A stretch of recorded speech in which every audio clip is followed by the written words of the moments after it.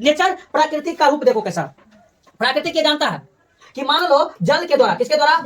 जल के द्वारा अगर निषेचन होगा, जल के द्वारा अगर युग्मकों का मिलन हो रहा है, तो मान लो मेढक के केस में ही हम तुमको बोल रहे हैं, या जो भी जीव, चाहे वो पादप का हो, चाहे वो किसका हो, जंतु का, चाहे जो भी जीव हो, वो जीव मादा अगर है, मादा अगर मान लो 10 गो अंडक को निकालने का काम करता है, 10 गो अंडाणु बनाने का काम कर रहा है, 10 गो मादा युग्मक बनाने का काम कर रहा है, तो उसके मुकाबले में नर युग्मक जो होगा वो वहां पर हजारों की संख्या में हो सकता है।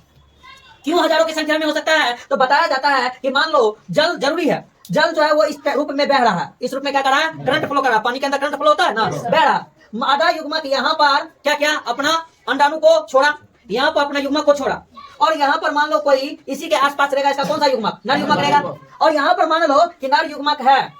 यहाँ पर क्या है, नर युग्मक। अब नर युग्मक इस वाटर करंट के थ्रू बहुत सारा क्या हो जाएगा, पानी के साथ बह जाएगा, बहुत सारा पानी के साथ, बहुत युग्मक का ऊपर का जो कवच होगा, वो कवच जो है पानी के अंदर नष्ट हो जाएगा, पानी के अंदर। हो सकता है कि किसी इसके बगल के अंदर किसी एक ऐसा प्रीडेटर्स आ जाता है, यानी शिकारी आ जाता है, कौन आ जाता है, जिसको ये बात पता है कि इस जगह पर मेढक जैसे टट्टर किया,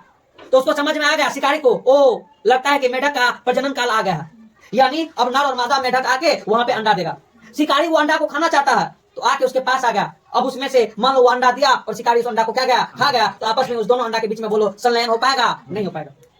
इस कंडीशन के लिए ही बताया जाता है इस किसके अंदर, इस नर के, सॉरी मादा के मुकाबले में, किसके मुकाबले में, मादा के मुकाबले में कई गुना ज्यादा यहाँ पे नर जो होता है अपना युग्मक देता है, ताकि कोई आंधी तूफान है ना, तो कम से कम 5-10 गो जरूर इन नर युग्मक बचे और ये मादा से क्या करे, जाके संलयन कर ले। इसलिए क्या बताया जाता है कि जीव इस दुनिया पर चाहे कोई भी क्यों ना हो, इस पृथ्वी पर जीव चाहे कोई भी क्यों ना हो, इतना आसानी से वो इस पृथ्वी पे जन्म नहीं लेता है, और तुमको जन्म मिलता है तुम उसको व्यर्थ गंवाता है।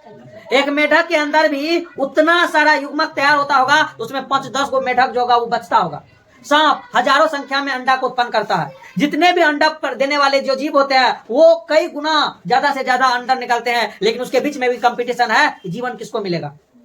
जीवन किसको मिलेगा, और फिर वो अपना जीवन इस पृथ्वी पे जीता है।